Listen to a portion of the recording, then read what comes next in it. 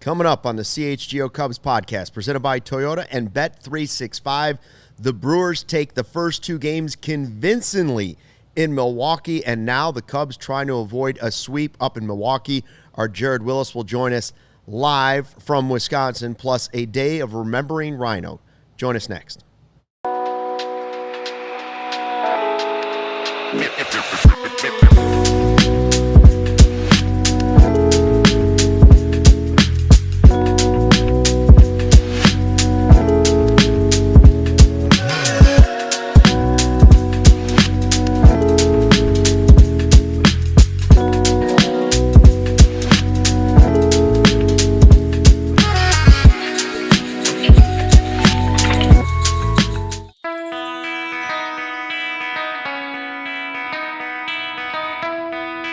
Hey, Chicago, what do you say? It's the CHGO Cubs podcast, driven by Toyota. Let's go places. And Bet365, whatever the moment, it's never ordinary. Use the code CHGO365 at sign-up. Brewers win 9-3 in Game 2. They now have a 2-game lead in the division over the Cubs. And this is about as bad as it's been getting for the Cubs so far in the regular season. Luke Stuckmeyer alongside Joey Christopoulos, or as we call him, Joey Christo, and Sarah running the ones and twos. Hi to everybody in the live YouTube chat here at the all-new CHGO Cubs YouTube channel. This is just going to be a sad show. I mean, there's no other way to say it. From a day full of people remembering Rhino, grieving Rhino, we will do some of that again in the second half of the show. We're going to talk about this game, which is its own set of sadness, the way the Cubs are playing right now, especially against the Brewers. Joey, they've been dominated in every phase of the game in the first two, right? They've been outpitched, they've been out-hit, and defensively, they certainly have been worse defensively than the Brewers in all three games. They haven't done anything well. Series from hell, Luke. That's where we are right now. I mean, I feel like this is, for people in the chat, I feel like this game is a triggering event that I feel like I've seen 50 different times in my life as a Cubs fan with the Brewers. It's almost like a rebooting, a refranchise. Replace Andrew Vaughn with what once was Jeremy Burnitz or Ryan Braun. And you're right, Luke. Get in line, because the blame pie, everyone gets a slice tonight. There's plenty of time. You can still salvage the series, and you're not going to win the series, but you can at least salvage not going down 3 games back in the division as you walk into the trade deadline. But again, this team, and I know we won 2 out of 3 against the White Sox, but this team has not been playing good baseball now for probably the better part of about 2 weeks now. We're going to dive into why. We have it in the poll right now. What do you think what is the most disappointing part? There's problems with the offense right now. There's problems with the pitching, problems with the defense. The sky is not falling. There's plenty of baseball to be played, but I'm starting to feel a little bit of that sense of urgency that you can't keep playing like this. It will start to slip away from you a little bit. Sarah, what's the poll question we're asking? What's the most disappointing part of the first 2 games? What was more disappointing in the first 2 Brewers games, offense, pitching, or defense? And so far, we're at a 65% offense out of 37 votes. So everyone's pretty mad about the offense. I thought pitching was going to be the biggest. I voted offense. But if we're just talking about the last 2 games. But that's only because the poll didn't allow me the option for yes, yes, yes. It gave me the option for a panic button, which we're not. We're not hitting the panic button yet. It didn't allow me the option for yes. I don't know if we are. All 3 phases of the game have stunk. It's bad. Stunk in the first 2 games. So let's just start offensively. I found it. So the thing with the poll, and I think a lot of fans are feeling this, is I think there is still hope with the trade deadline. I'm not good at math. Less than probably 48 hours away. That Jed and reinforcements pitching-wise are on the way. They DFA'd Chris Flexen today. Let's see if he clears waivers. Let's see if he goes to AAA. We will have the Ryan Presley conversation, I promise you. But offensively right now, the only 2 hitters in this lineup that are actually doing something and producing are Nico Hoerner and Matt Shaw. And good for both of those hitters, but that is not what is going to get it done. it was nice to see PCA to get a little bit back on track offensively. But when you have these guys, when you have multiple hitters right now that we were talking about, can they all hit 30 home runs this year? Michael Busch, Kyle Tucker, Seiya Suzuki, they all cannot be slumping at the same time. That is exactly what's going on right now. And when it happens, these are the effects. And I don't think they're immune, right? When your best players aren't performing and your best players aren't hitting, you're going to get these types of performances. But someone needs to wake up out of it really quick and start carrying some of the water, because it can't be Nico Hoerner and Matt Shaw. We're going to talk about the Andrew Vaughn insanity. We're going to talk about the defense. We're going to talk about the offense. I guess we can start with the pitching. 17 runs by the Brewers in 2 games. Yeah. Not good enough. Not good enough. And, yeah, Presley's a problem. The bullpen has become a problem. And so there better be reinforcements coming, because, guys, they haven't looked good. Like, Boyd and Shota last 2 starts, not even good enough at all. And so hopefully Shota can be the shutdown guy and save this and at least get 1 game in this series coming up in the finale. But the starters haven't been good enough. The bullpen hasn't been good enough. And you're saying, all right, okay, Assad's coming back. Hopefully Tyone's coming back. Yeah, I don't know what they're going to do.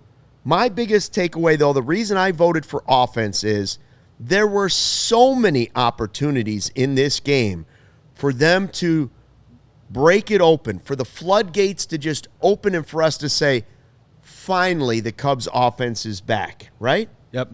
Didn't happen.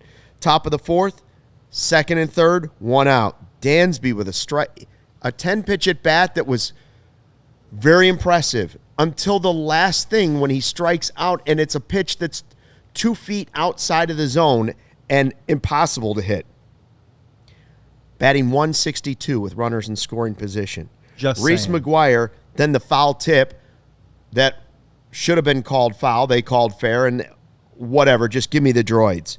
Top of the 5th, next inning, 1st and 3rd, 1 out. So 2 innings, runner at 3rd, 1 out. Say a 5-4-3 double play, inning over. He's batting .226 in July.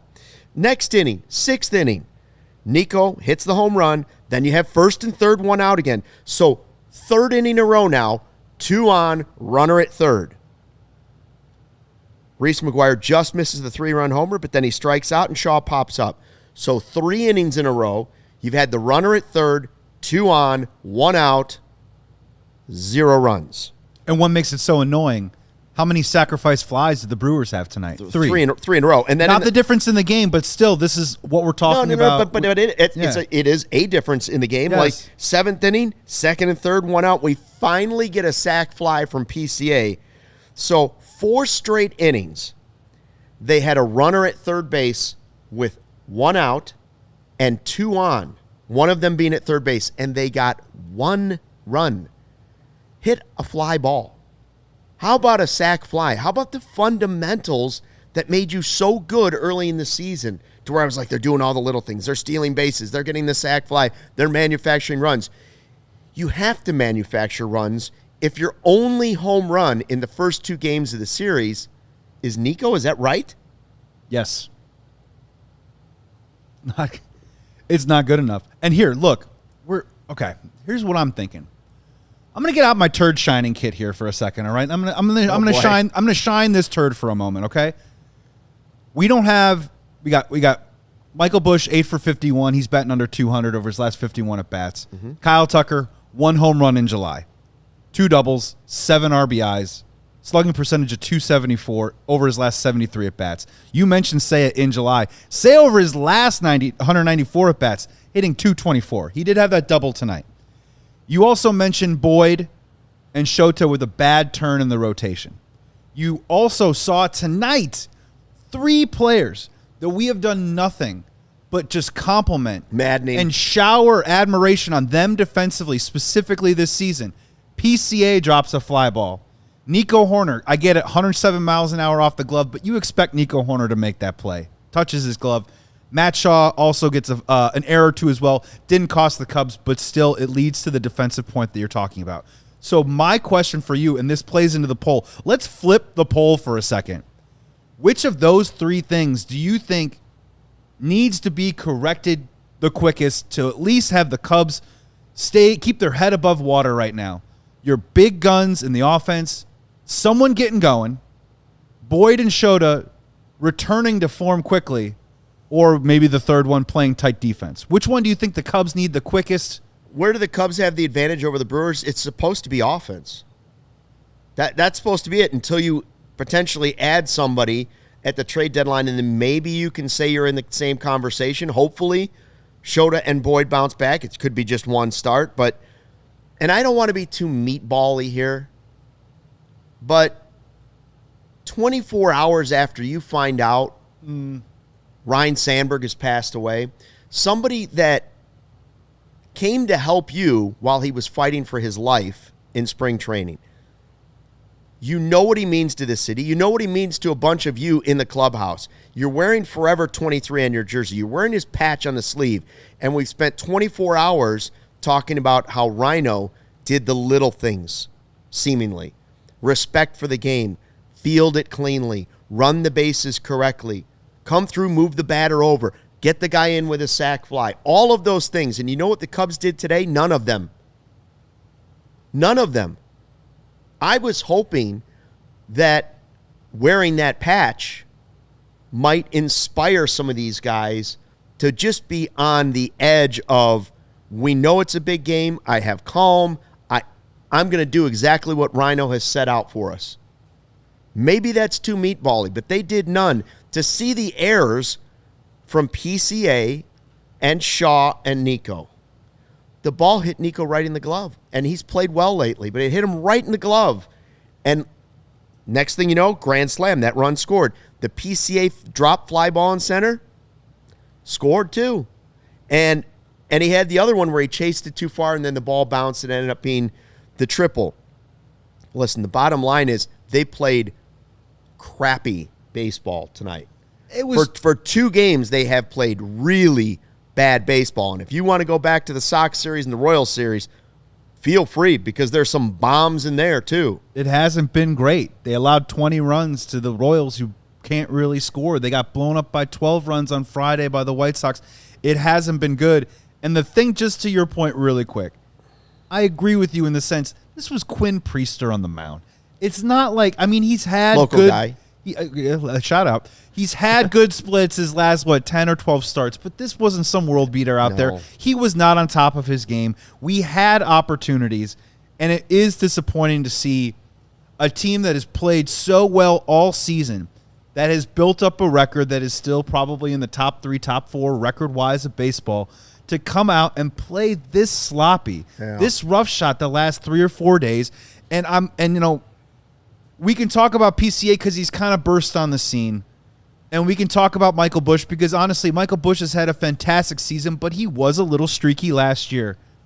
I'm kind of looking at Kyle Tucker and Seiya Suzuki right now as 2 guys that are veterans, that it's a little bit of enough is enough. At least start hitting the ball hard. It was nice to see Seiya get that double, but let's be real, man. He's not a 226 hitter. And Kyle Tucker is not a 206 hitter in July with a 274 slugging. It is time to start putting it up. It's August. It's about to be August 1. It is time to go. I understand 3 or 4 games at a time. I understand a week at a time. This is multiple weeks now for both of those players. One of them needs to, at the very least, wake up and start performing. This week has a lot of Cubs fans turning on the players right now. That's the way. A week of baseball, a lot of people mad at PCA, people complaining about punching the wall or the way he's played. Kyle Tucker, I'll be honest with you, I don't know if he's healthy. It doesn't seem like it. I'm wondering about the finger. I really am. Kyle Tucker has 1 home run, 2 doubles, and 7 RBI this month. Now, yes, if you want to sugarcoat it, you can say, well, he walked 2 times today. It's like, well, yeah, he walked because nobody's. They all want to get to Seiya for the double play right now. So that's one of them right there. But he doesn't seem like Kyle Tucker right now. I know it's a bit of a slump, and hopefully that means he's going to be a terror the last 2 months of the season. But boy, I would like it to start tomorrow. Yeah. Before it's too late, before you're 3 games out in the division heading into the month of August. We're going to take a quick break. When we come back, I'm going to ask you that same panic question, and then some of the wild questions coming from the chat. But first, a word from our sponsor. Hey, baseball fans, listen up. If you're thinking about upgrading your drive this season, Toyota's 2025 lineup is definitely worth a look. There's the RAV4. It's versatile, reliable, and always ready for a little adventure. Or try the Grand Highlander. Plenty of room, super comfortable, great for families or long road trips. If you're looking for efficiency, the Corolla's got you covered. Smart, stylish, and easy on gas. Need something tougher? The Tacoma. It brings serious durability. And finally, the Camry, my first car, sleek and packed with performance. Summer starts here. From adventures to weekend escapes, our versatile lineup is ready to ride with amazing deals to match. So visit your local dealer and find yours today. Check out the full lineup at Toyota.com or stop by your local Chicagoland Toyota dealership. Toyota, let's go places. Luke, I got to talk to you about diehards.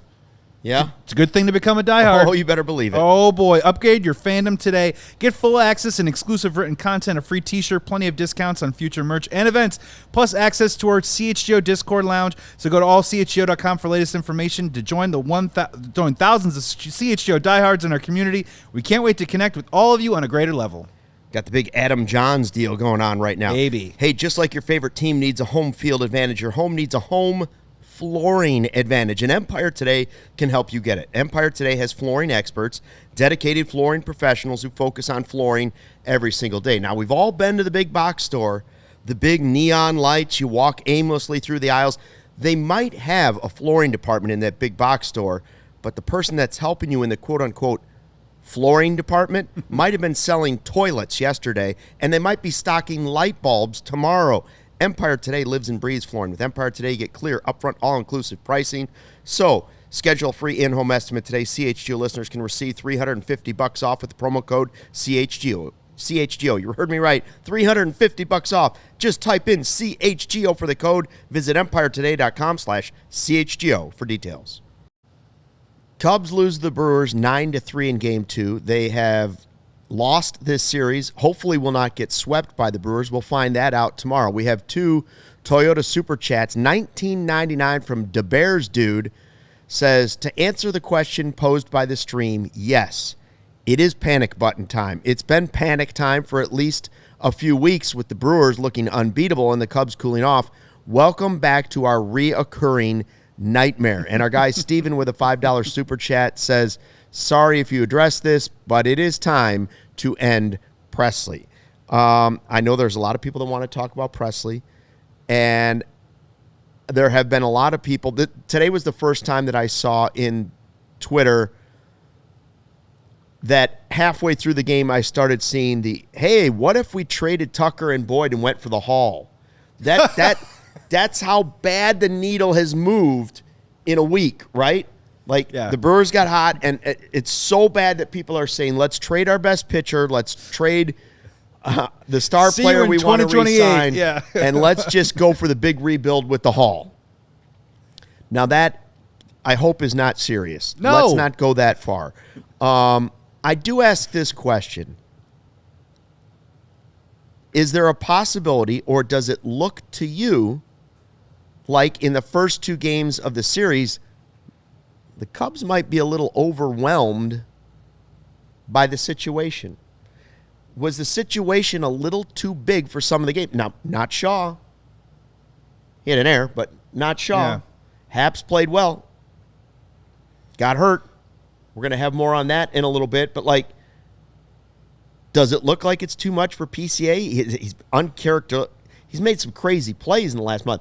Is the pressure starting to squeeze some of these guys a little bit? I don't think it's the case with Tucker. Tucker's the same guy. I'm worried Tucker's not healthy. Yeah. Seiya, I don't think that's the case. I just think it's a slump. It's bad luck that you got all these guys slumping at the same time. Could PCA be a little bit knocked silly by the Brewers making a run and he's in the spotlight and he feels like he's got to do too much because he's had the big season and he's in the MVP race? Not impossible. Not impossible. Here's what I'll go with you with PCA, and he had a nice night at the plate tonight. I thought he had a terrible night at the plate last night. Yeah. I thought the discipline was borderline out of control. And here's what I will say is sometimes I think PCA in this situation, what he's going through right now, he may be a little bit of his own worst enemy in this sense of we've seen PCA hit a ball 420 feet from his shoes. We've seen PCA hit a ball 420 feet when it's at his chest. And I feel like that he's getting a little greedy with what he thinks his plate coverage is right now. Just coming back from the All-Star game, mic'd up, walking the red carpet, deserves every second of it. Yeah. But at the same time, he's talked about it openly, about playing within himself, about controlling the difference between passion and emotion within the focus of a game. And in baseball, it is, you got to be locked in or the game can get away from you really quickly. It's a fine line. I don't want to take the aggressiveness out of his game. I don't either, but I do think right now, at this point in his career, I think he's getting a little greedy with what he thinks he can do plate coverage-wise. It was nice to see him work that walk in his first at-bat. It was nice to see him get a base hit today. It wasn't nice to see him drop a fly ball in center field. Every time he's made a couple of mistakes, let's be honest, in the last couple of weeks, and I have said to myself internally, man, he's never going to do that again. But he has done a couple of those things here and there, a couple base running blunders here and there. And I do think within a long season, I think we are forgetting a little bit that as much as PCA is an MVP candidate, he is also a very young player that is going to make mistakes, have some bumps in the road. And I do think right now, I'm not going to use the word overwhelmed, but I do think he's feeling the moment a little bit and wants to step up so badly that maybe he's gripping the bat a little too tight. It's time for our Taking the Temp segment. Your trusted local experts, Four Seasons Heating, Air Conditioning, Plumbing, and Electric. Visit fourseasonsheatingcooling.com for all your special offers and money-saving coupons. That's fourseasonsheatingcooling.com. So all of this is going on, and it has the chat and Twitter and the Cubs fan base sort of splitting and panicking a little bit when you're talking about the trade deadline because tick-tock, tick-tock, tick-tock, tick-tock. We're sitting here waiting. Refresh. We're waiting for the first big move to happen. It's been very slow. It's been very quiet. A lot of big relievers still out there, even though Joan Duran is hugging people, but he's just hugging people. Duran is hugging people, and I'm like, give me Duran, hungry like a wolf, put him on. Like, you see him and you say, okay, can we replace Presley with Duran? Yeah. Yes, I would like to do that. Yeah. And you hope for these reinforcements, but you see Porter Hodge got lit up at Iowa. Lit up. 2 walks, 2 hits, I think 4 earned runs. And so it was not a good night for Porter Hodge. So, listen, I don't know when that move's going to happen. You want to do a temp check on the trade deadline? Again, I don't want to sound meatball-y, but sometimes I do eat meatballs. Nights like tonight, let's have some meatballs, man. Is there any chance that the Cubs won't make a big move? Like, is there any possibility, even like 10%, that we could be sitting here on Thursday and hear Jed say, well, we weren't just going to make a move to make a big move if it wasn't the right move? Something we've heard, like when they didn't trade Wilson Contreras and yada, yada, yada. Teams wanted too much. We weren't comfortable with the deal, and so this is our team, and we're moving forward. Is there any chance we could hear that? A lot of teams obviously are asking a lot because all of these teams that still think they're in the hunt are holding back and going, no. We're not giving you that for Geno Suarez, right? A lot of teams want Geno Suarez. A lot of teams want starting pitching. Do you think there's any chance the Cubs could possibly maybe just make a tiny move and not make a big move? Well, so let's go back. Not. Let's go back. I sure hope not. Yeah, let's go back to the watch along on Sunday when we proposed the concept of if it was just, let's just say, Adrian Hauser. Yeah, that is a strikeout. Oh, if that's your only, that's a strikeout for Jed Hoyer. Yeah, if that's the only move, that will not feed the fan base. Because what's been difficult about this is, as a Cubs fan, you get really, really excited, and we start throwing out some names, and a lot of these names eventually kind of keep getting taken off the board a little bit. It was nice to see Joe Ryan's name continue to pop up over the last 24 hours, but Bubic's name's off the board. Seth Lugo gets an extension. As you move along, some of these names change a little bit. So I can still see a scenario where the Chicago Cubs go quantity. And I'm hoping that they do the proper analysis to find a version of that quality. Could it be a list of names that don't inspire you? Could it be a list of names that maybe we haven't really been bringing up a whole lot lately? Yeah, wait. Is are it you saying like Littell from Tampa as crazy Bay? as adding Andrew Vaughn? Oh my God, help us all. I mean, what kind of magic potion do they have? What kind of have you watched Andrew Vaughn? Well, what is it? Yeah, what are we going to have Tommy Pham on our team in 48 hours if Ian Happ has to go on the They IL? throw him out of the South Side. Yes, well, we sent him to AAA first. The once worst team in baseball last year, worst team ever. And they're like, get this former top prospect out of here. 48 games this season with the White Sox, 5 home runs and 19 RBIs.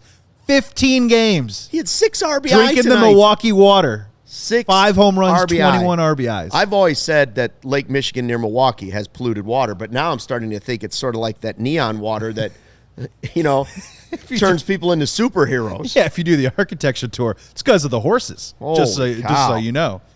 But look, they have to. I mean, we're seeing the depth being tested right now. They certainly need an upgrade in terms of quality when we're talking about the starting rotation. They probably need an upgrade in terms of quality when it comes to the bullpen. But when it is coming to the bullpen, at this point, what we're learning from this season is there's a lot of outs still to cover, and there's a lot of bullets still left to eat. And some of these guys right now, like a certain pitcher who pitched in the 6th inning, which honestly, I don't understand why Craig Counsell did it, only because I don't understand why you're having this pitcher face the top of the order for those 3 outs with the Milwaukee Brewers. Before we bring in Jared, Luke, I want you to play a game of player A, player B, just really fast. Oh, no. Player A, player B. Here we go. We'll add Jared after the break. Player A. Okay. 41 innings pitched, 45 hits, 19 walks, 20 earned runs. Player B, 44 innings pitched, 41 hits, 26 walks, 19 earned runs. I don't know. I don't want to play. One of them is Ryan Presley. Which one do you think it is? I don't know. Doesn't matter. I don't even want They're to. almost the same person. Same guy. Player A is Ryan Presley. Player B is Hector Neris. Oh, man.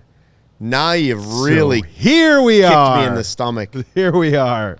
So they made the same Astros mistake 2 years The in a numbers row. are strikingly similar. They both allow a lot of runners on. A lot of their stuff doesn't play at a high leverage level anymore. And we've seen it. They walk the tightrope, and unfortunately, they continue to get burned.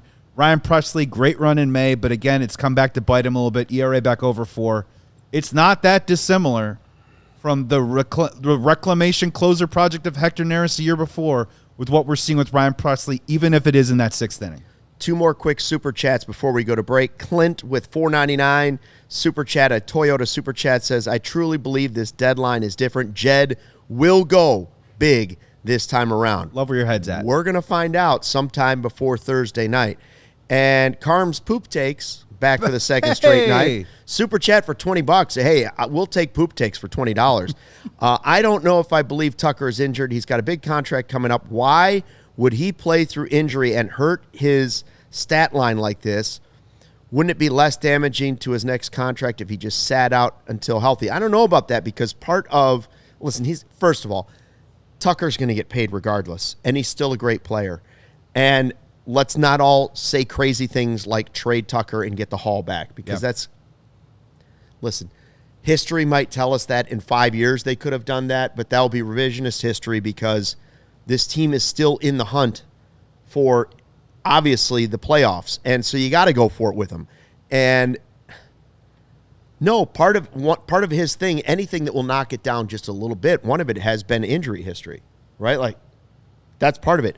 And 2, he's doing what we want him to do. He's competing. He's pushing. Now, if he ends up doing what Dansby did, if he is injured, I should say first off, and he does what Dansby did last year, playing too much hurt, and it ended up being a problem for the team, that's another story. But that's also a team decision if that's what's going on.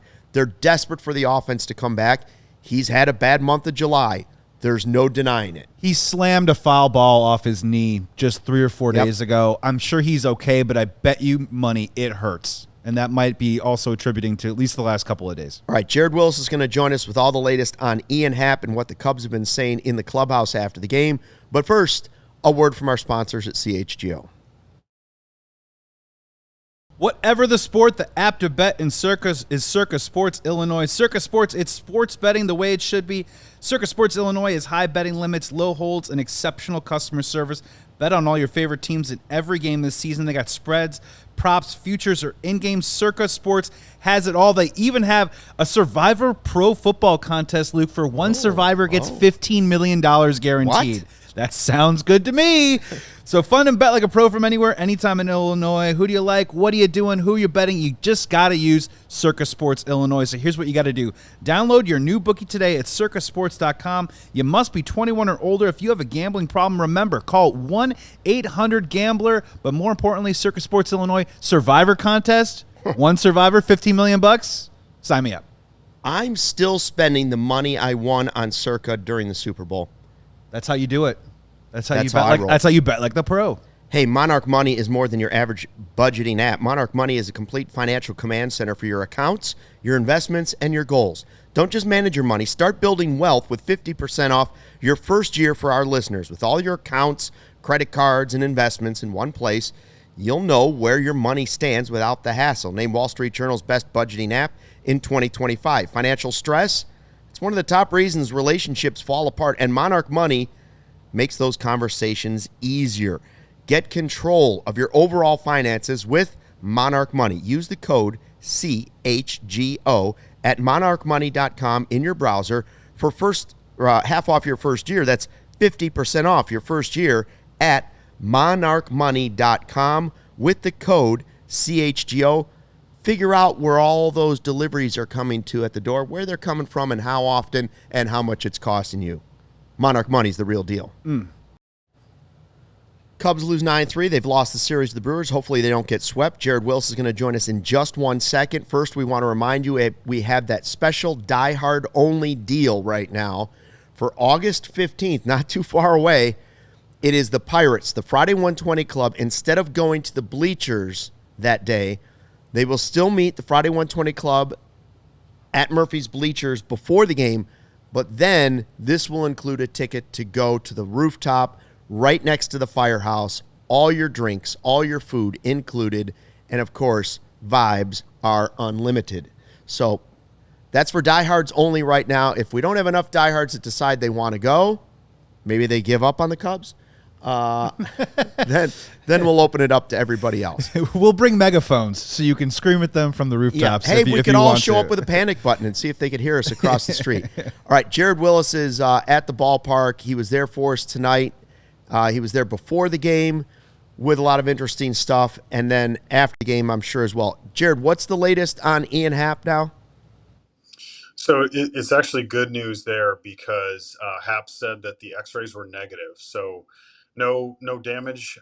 He said that he left the game mostly because he was feeling lightheaded, just as a reaction to the pain. He said he just hit it square off his leg and he said he was worried he wasn't going to be able to get off the field and didn't want to collapse there just from the lightheadedness. So that's why he left the game.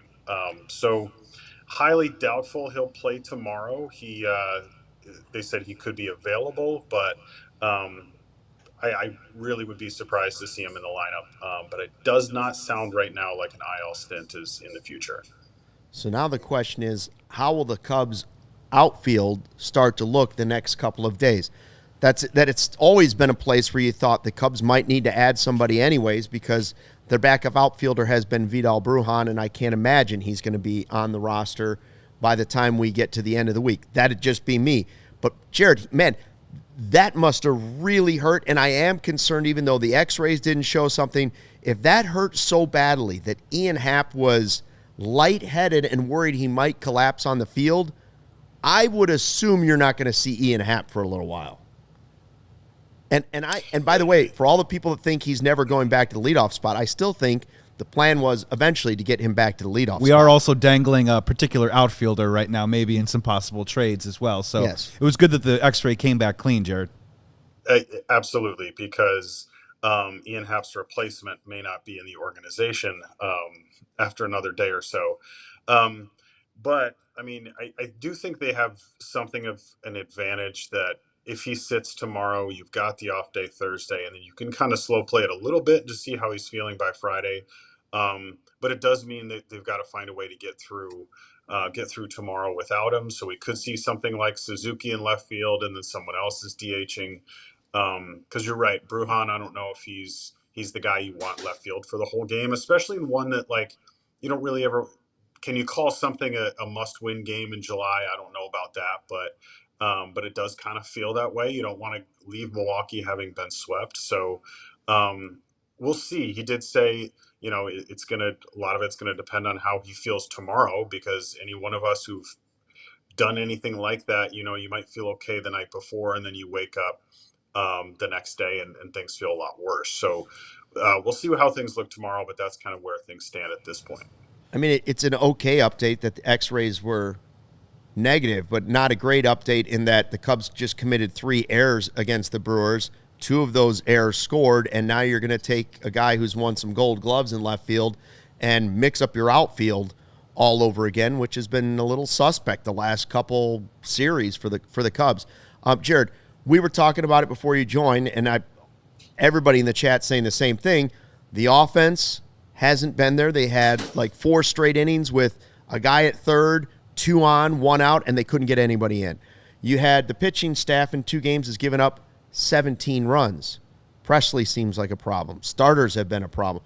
And then you've had the defense.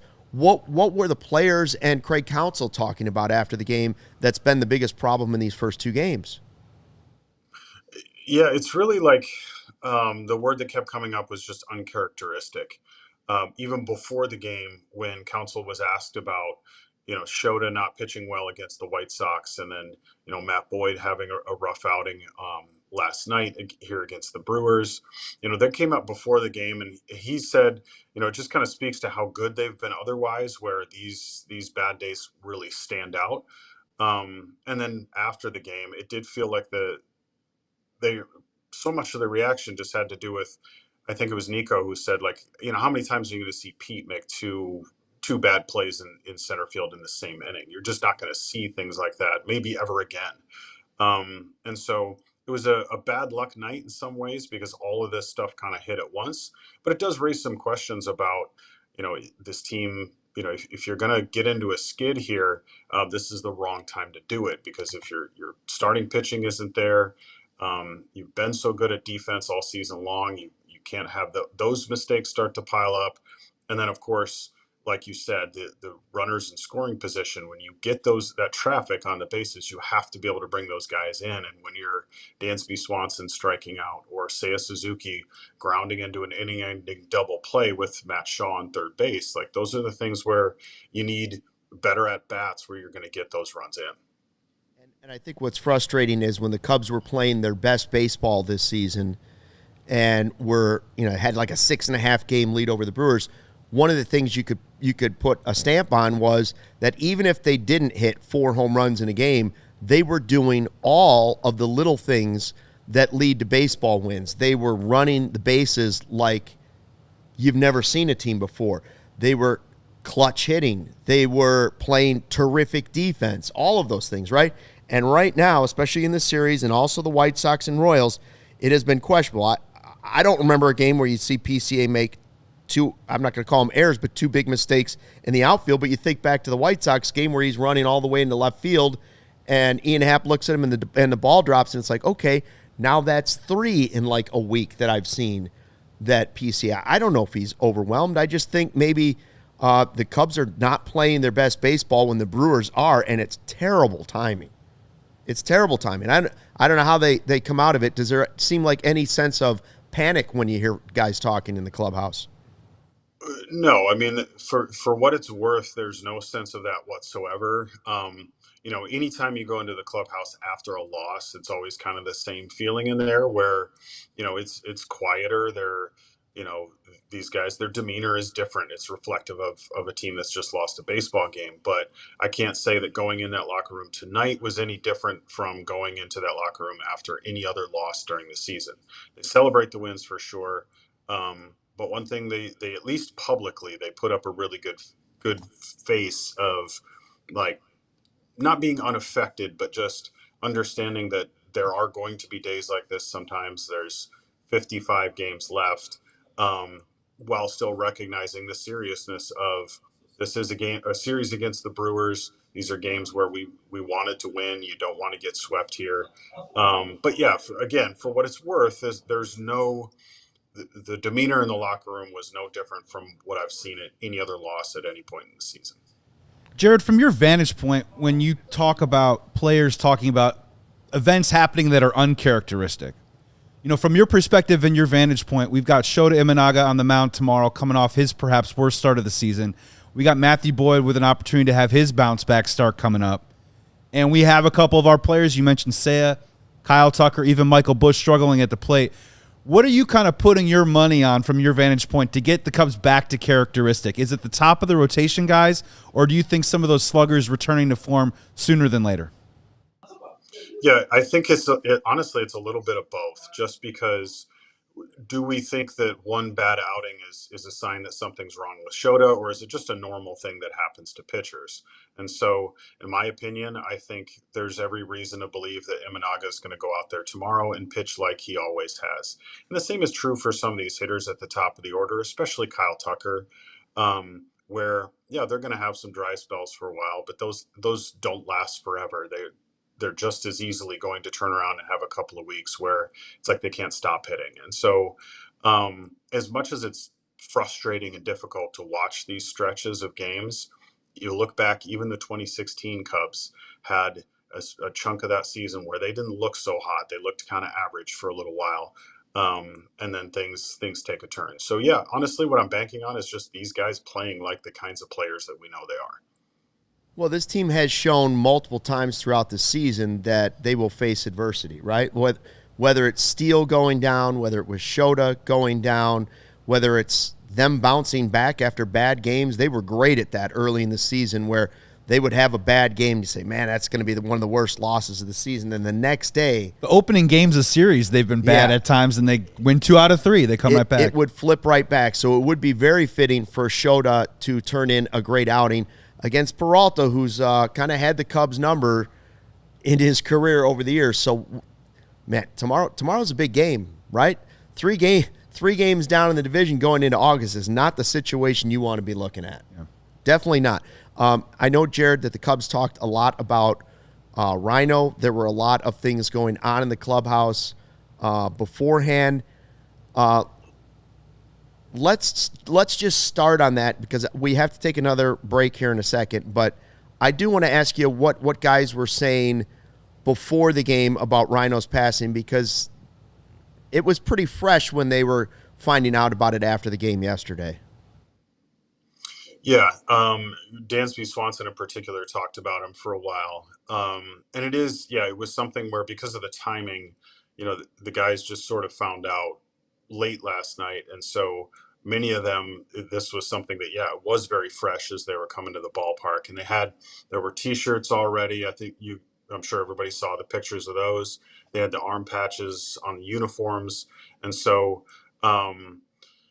his name was brought up quite a bit. Craig Counsell talked about him for a long time before the game. And so not that you want to say that their play was in any way impacted by this, but they're still human beings where when something like this happens and then you have to turn around and play, you can't pretend like that's not real at the same time. But yeah, definitely very much an era of like, we want to honor this guy. Yeah, I know the Brewers had a moment of silence at the ballpark before the game. Yeah, they were wearing the Forever 23 obvious shirt. And, of course, the patch with the 23 and his signature on their sleeve, which they will wear for the rest of the season. And I was just reading, you've been reading stuff all day about Ryno and players and how he's impacted them. And we will talk more about that in a second. Jared, do you mind sticking around for that? Yeah, for sure. Okay. We're going to talk more about Ryne Sandberg, and we will take a quick break here for a word from our sponsor. New vehicles are in store at Ray Chrysler Dodge Jeep and Ram, and this is your chance to score a great deal at the Employee Pricing Plus Sales event. Right now, lease the new 2025 Ram 1500 Bighorn Crew Cab for only $399 a month for 27 months. Plus, shop over 125 vehicles priced under $20,000. Our expert team at Ray CDJR is here to help you during each step of your car shopping journey. They prioritize affordability, so you know you're not overpaying for that vehicle. And with Ray's price promise, the price you see is the price you pay. It's that simple.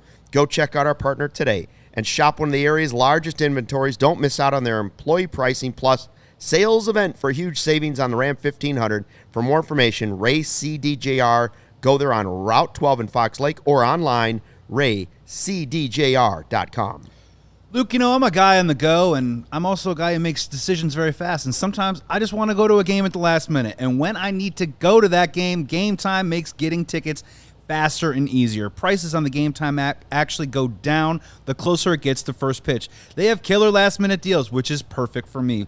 Views from your seat and their lowest price guarantee. They have zone deals, so save even more when you choose a section and let Game Time choose the seats. They are now offering a 10% off exclusive zone deal for upcoming Chicago Cubs home games. That's right, Cubs fans. August 3rd versus the Orioles, zones 29 through 32. Check it out. Keep in mind, fees are included, but you'll know your total up front with no surprise fees to checkout. They got seat views that give you a great panoramic view from your seat in the app before you even buy. So here's what we got to do. Take the guesswork out of buying tickets with Game Time. Download the Game Time app, create an account, and use code CHGO for $20 off your first purchase. Terms apply. Again, create an account and redeem code CHGO for $20 off. Download the Game Time app today. Last minute tickets, lowest price, guaranteed.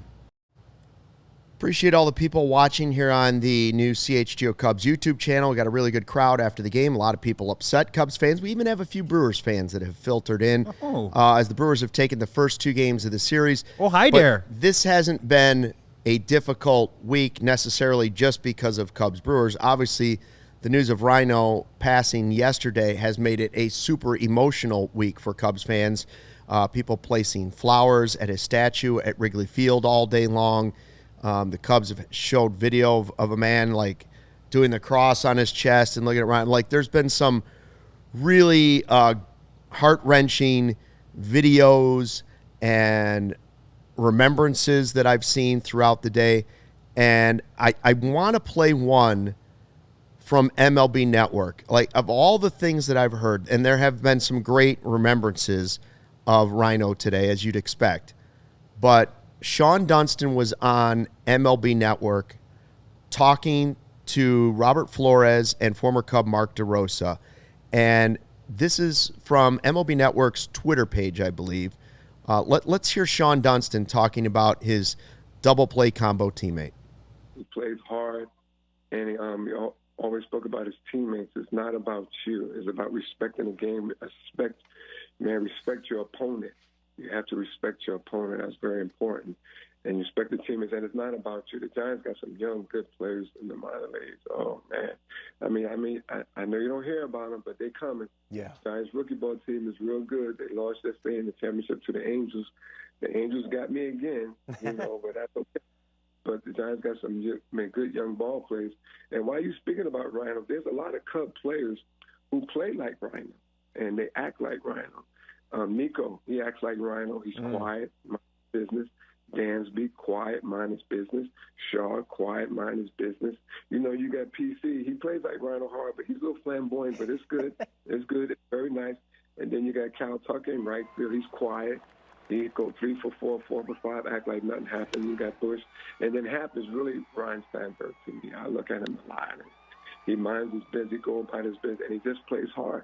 So a lot of people don't know about Ryno, but the Cub players play like Ryno. They come to the plate, they battle, and they out to beat you, and they quiet, and then they go home and go about their business, and that's that. That was Ryno. He was boring, but I like that. I like that a lot, and I'm so grateful that he was my double play partner. Well, Sean, we appreciate you joining us, and once again, our condolences. I know how close you and Ryne Sandberg were, so we thank you for spending a little time with us this morning. Yes, I think I have one more thing to say. And during the last days, we as men don't know how to express our feelings to each other. Men don't know how to say we love each other. So it's kind of touching. Last couple of days, I spoke with him, me, Andre, and Ryno spoke on the phone. And he wanted to speak to me and Andre. And he told us that he loved us. And that means more to be his teammate because Andre's hurt too. All the Cubs fans are hurt, but he wanted to tell everybody that even though he didn't speak much, he spoke. And he spoke to me and told me and Andre and Grace that he loves us. And he loves all you Cub fans too. Man, that last 20 seconds is about as heartbreaking as you're going to hear. Sean Dunston overcome talking about how Ryno called him up and Andre Dawson told him he loved him. I heard on the radio Rick Sutcliffe saying the same thing, that Ryno had called him up to make sure that he knew that he loved him, and he wanted, I heard Barry Rosner talking about he wanted the fans to make sure that they knew what he meant to them, right? And that Barry believed, and Barry Rosner's as close as anybody was to Ryne Sandberg. He wrote the Hall of Fame speech. And Barry was saying, I don't think, in his opinion, Barry didn't think that Cubs fans, he didn't think that Ryno really understood the level of love there was from Cubs fans to him. He knew they loved him, but he didn't know it was like this.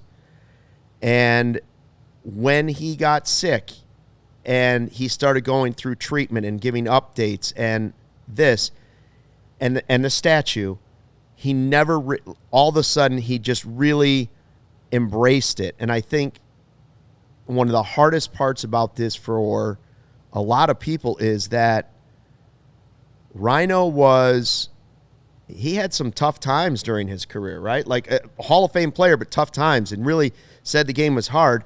And he was loving life right now. Like, I think one of the best things that the Cubs did, the Ricketts family and Theo, who was here at the time, was after Ryno went to Philly and was manager, he wanted to come back. And the word trickled down to Theo and then to the Ricketts family. And when they made him an ambassador, I don't know if you've ever seen Ryne Sandberg happier, right? Yeah. Like he embraced so many of the things that he wasn't when he was a player. Embracing, not that he didn't embrace the fan base, but like all of a sudden Ryno was taking pictures with everybody, and he loved the love and he welcomed the love. And it was all about things other than that. And so it's so sad that the grandchildren and all these happy things that were finally part of his life at just 65 are gone. He's not going to experience some of them. Jared, were there other players that talked about him? I know that I read today that he had gone to spring training and helped Dansby and helped Nico and helped some other players work on stuff. And this was a guy who at that time knew he was fighting for his life again. Yeah, and a few of those guys talked about how now in hindsight, like they didn't even fully realize then what he was going through or how he felt. And so how much it means to them now, knowing that, you know, despite that he was there and giving that time.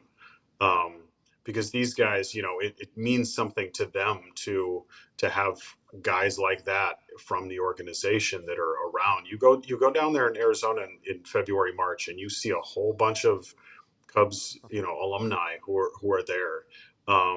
And it does matter to those guys.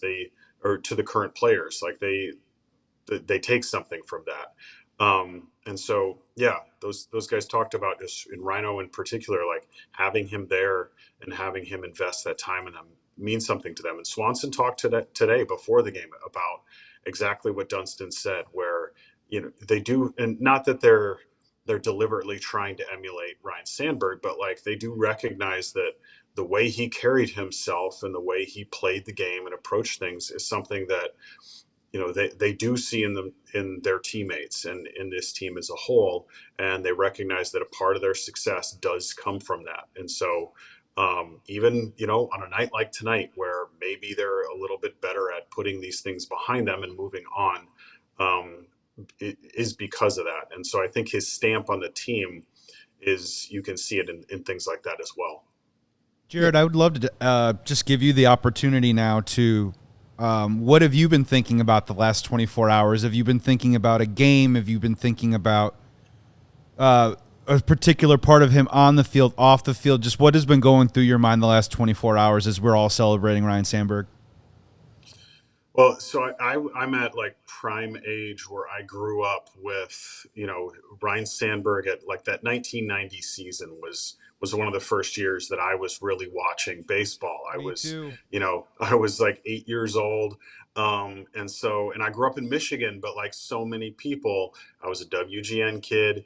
I would have told you I was a Tigers fan, but the team that I was going home to watch every afternoon was the Cubs. And so when I see guys like Sandberg and Dunston and Andre Dawson, those are my childhood players. And I have to say, like last summer, one of my favorite days of that summer was the day of the Ryne Sandberg statue, because to get to see him and talk to him is something that like I'll cherish forever because he was a childhood favorite of mine.